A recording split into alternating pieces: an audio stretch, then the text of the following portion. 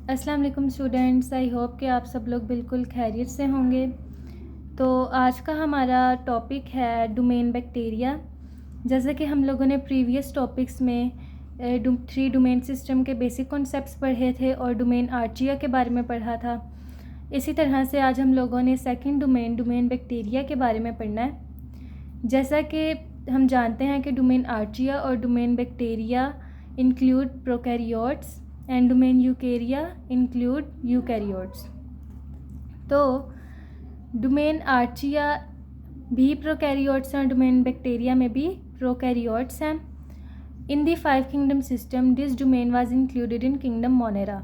जैसा कि kingdom Monera में प्रोकैरियोट्स होते हैं और बाकी सारे किंगडम्स में यूकैरियोट्स इंक्लूड करते हैं। तो इसी तरह अगर डोमेन बैक्टीरिया किंगडम मोनेरा में इंक्लूड है तो इसका मतलब डोमेन बैक्टीरिया में भी प्रोकैरियोट्स हैं।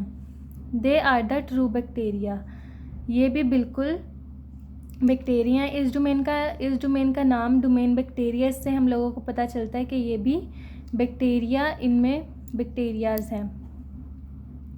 They possess several distinct characteristic that differentiate them from other domains like archaea and eukarya। इनके पास ऐसे करेक्टरिस्टिक्स हैं, इनमें ऐसी फीचर्स और चीज़ें हैं इनके अंदर जो इनको बाकी डोमेन से डिफरेंट करती हैं कि ये बाकी डोमेन से डिफरेंट हैं, बहुत मुख्तलिफ हैं। ये डोमेन आर्चिया और डोमेन यूकेरिया से डिफरेंट हैं और इसमें डिफरेंट तरह की स्पीशीज़ पाई जाती हैं। Here are the general characteristics in the domain bacteria. अब डोमेन बैक्टीरिया के भी काफ़ी करेक्टरिस्टिक्स हैं जो हम आगे पढ़ेंगे। इन करेक्टरिस्टिक्स के नाम हमारे पास, इसके टोटल 14 करेक्टरिस्टिक्स हैं, जिनमें पहला करेक्टरिस्टिक हमारे पास आता है इनका सेल स्ट्रक्चर। जैसे कि डोमेन आर्चिया के हम लोगों ने पीछे करेक्टरिस्टिक्स पढ़े हैं और मेजर ग्रुप्स पढ़े हैं, इसी तरह से हम लोग डोमेन बैक्टीरिया के भी करेक्टरिस्टिक्स पढ़ेंगे। तो हम लोगों के पास इसका पहला करेक्टरिस्टिक है सेल स्ट्रक्चर। मतलब हम लोगों ने डोमेन बैक्टीरिया का सेल स्ट्रक्चर पढ़ना है कि डोमेन बैक्टीरिया के जो अंदर सेल्स होते हैं उनका स्ट्रक्चर किस तरह से होता है। लाइक आर्चिया की तरह, जैसा हमारे पास डोमेन आर्चिया था, डोमेन आर्चिया की तरह बैक्टीरियल पोजेसेस प्रोकैरियोटिक सेल। ये हम लोगों को पता है कि डोमेन आर्चिया और डोमेन बैक्टीरिया के पास प्रोकैरियोटिक सेल्स होते हैं, मींस कि ये प्रोकैरियोट्स होते हैं। तो लाइक आर्चिया की तरह bacterial processes prokaryotic cell, domain bacteria के भी प्रोकैरियोटिक सेल्स होते हैं। Lack a true nucleus and membrane bonded organelles. लेकिन इनके पास किस चीज़ की कमी होती है? न्यूक्लियस की और मेम्ब्रेन बॉन्ड ऑर्गेनेल्स की। इनके पास न्यूक्लियस नहीं होता और मेम्ब्रेन बॉन्डेड ऑर्गेनेल्स नहीं होते। क्या है इनका सेल स्ट्रक्चर?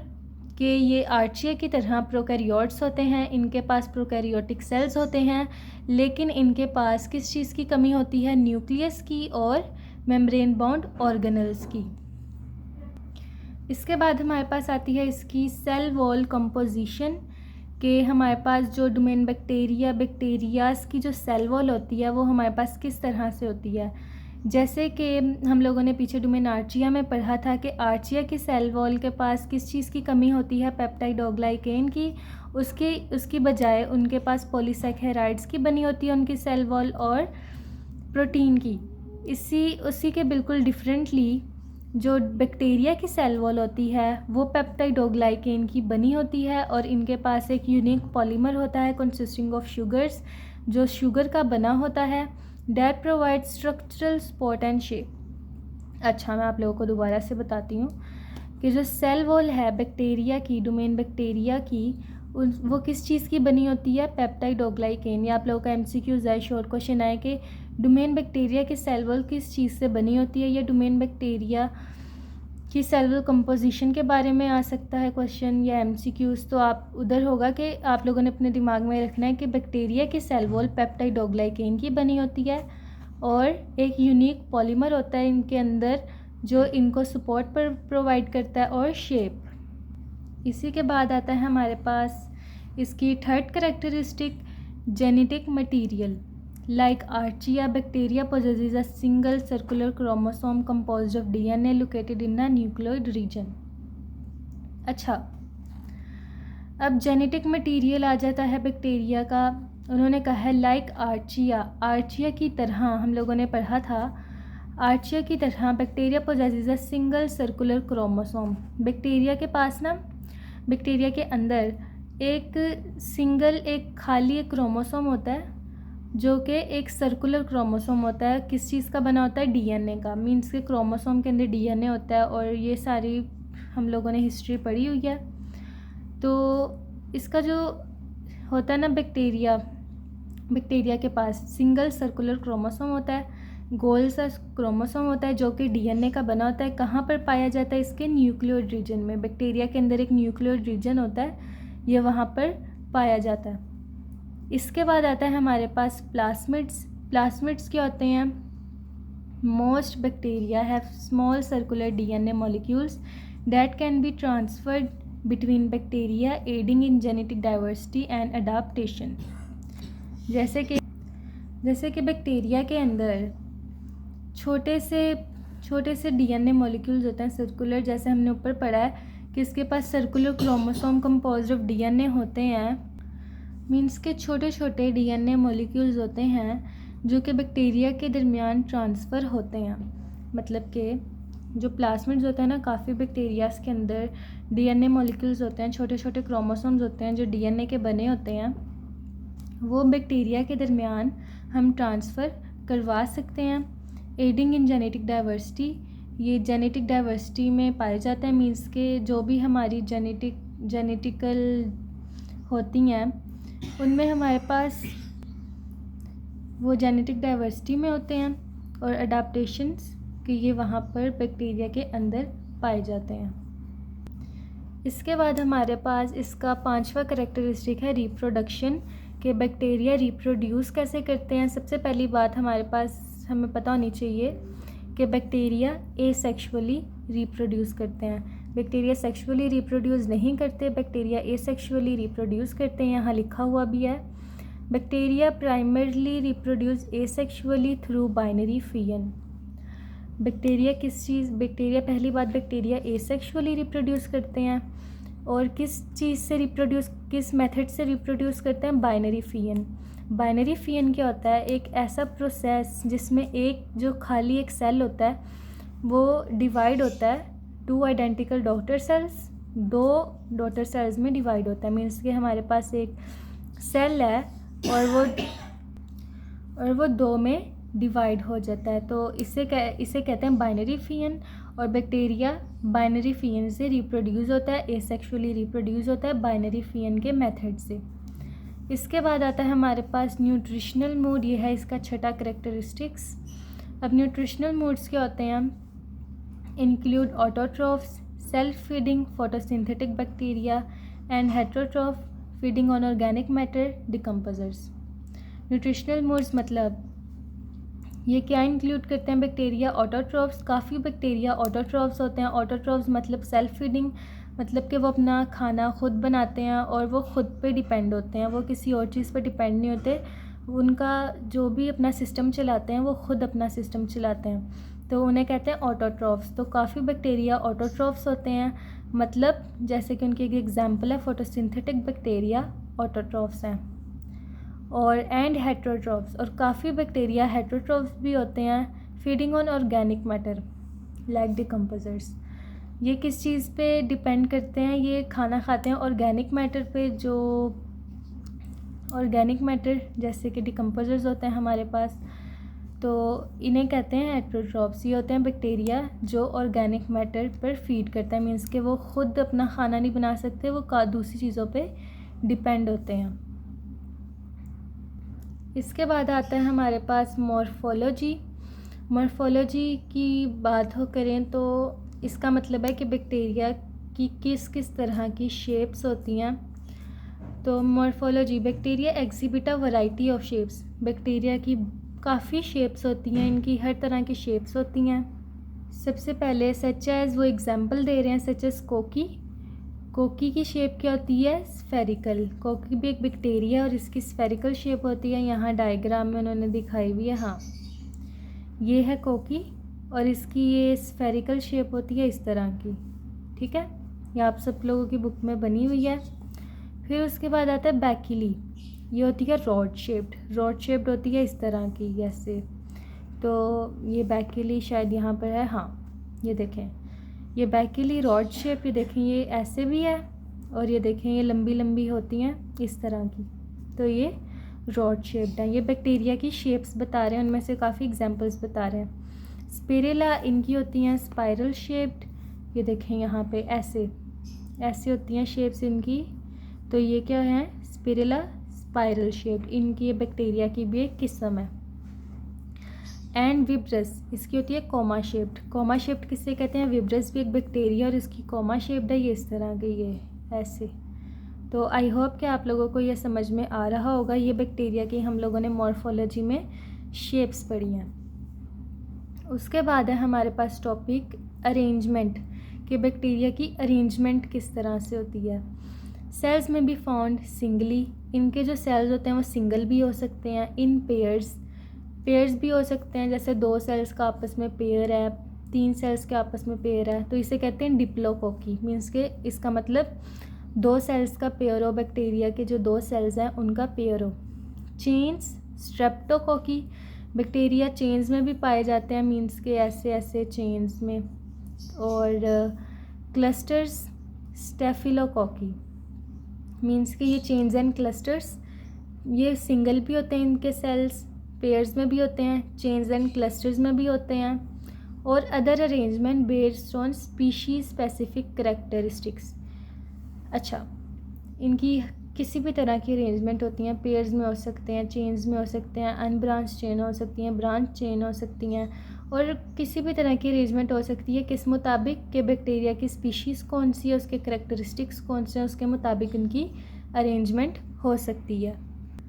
इसके बाद आता है हमारे पास फ्लैजेला क्या है, ये भी बैक्टीरिया का एक करेक्टरिस्टिक है, डोमेन बैक्टीरिया का एक करेक्टरिस्टिक है।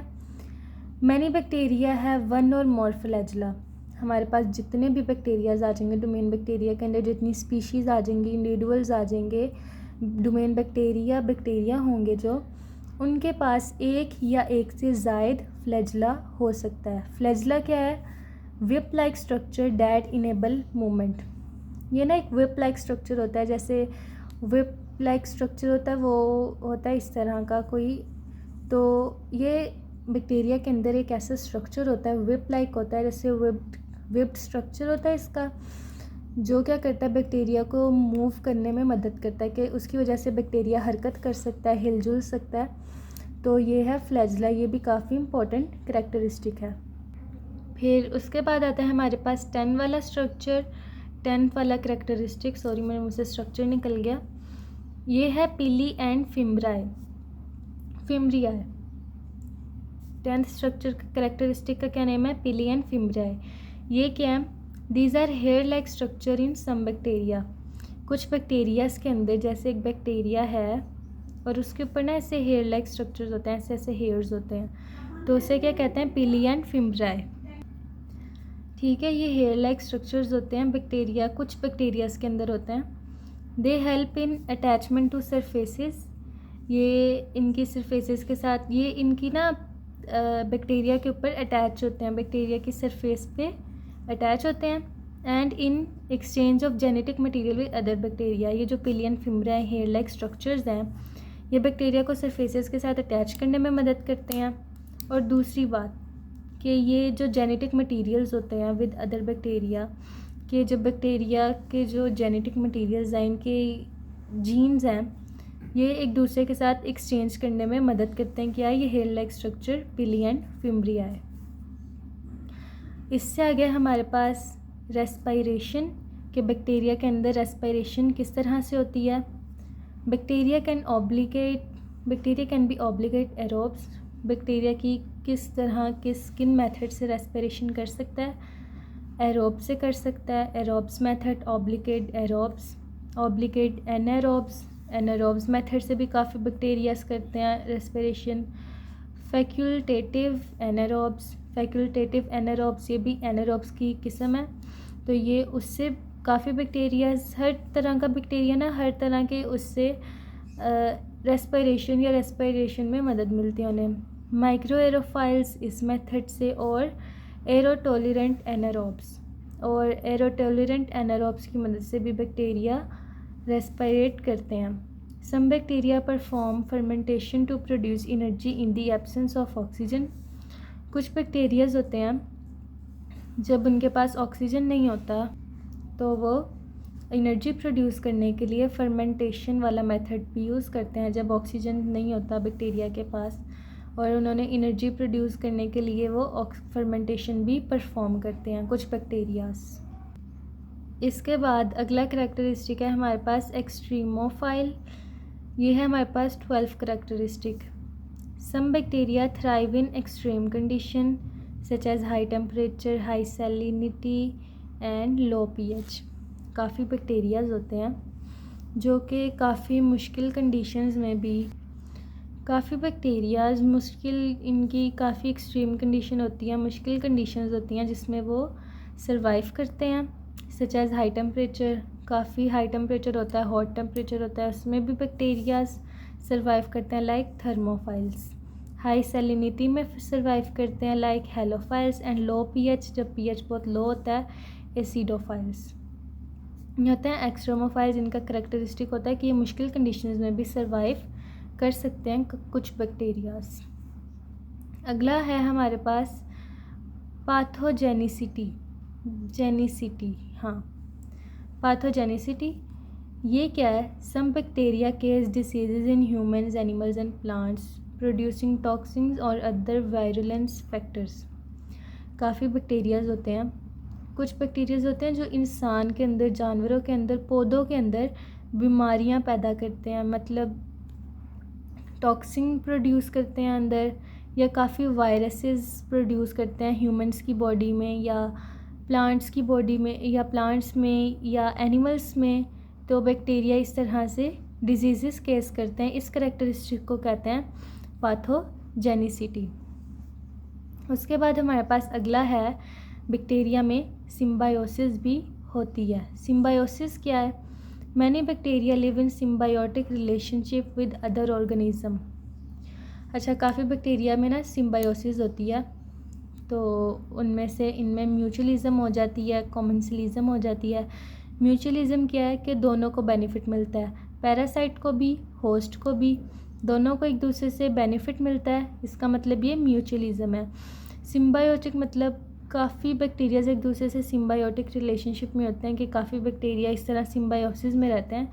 जैसे कि म्यूचुअलिज्म बहुत बेनिफिट में होते हैं, कि अगर होस्ट के ऊपर पैरासाइट है तो दोनों को एक दूसरे से फ़ायदा मिल रहा है।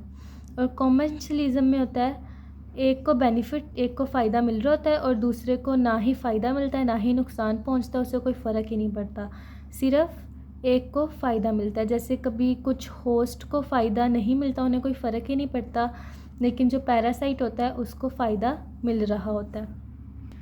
तो ये था आज का हमारा टॉपिक। हम लोगों ने डोमेन बैक्टीरिया के करैक्टरिस्टिक्स के बारे में पढ़ा। तो आई होप कि आप लोगों को ये सारे करैक्टरिस्टिक्स समझ में आ चुके होंगे। और अगर आप लोगों को किसी भी टॉपिक में मुश्किल पेश आ रही है कि आप लोगों को समझ नहीं आया, तो आप लोग कमेंट्स में मुझे बता सकते हैं, तो मैं इसको दोबारा से एक्सप्लेन कर दूँगी।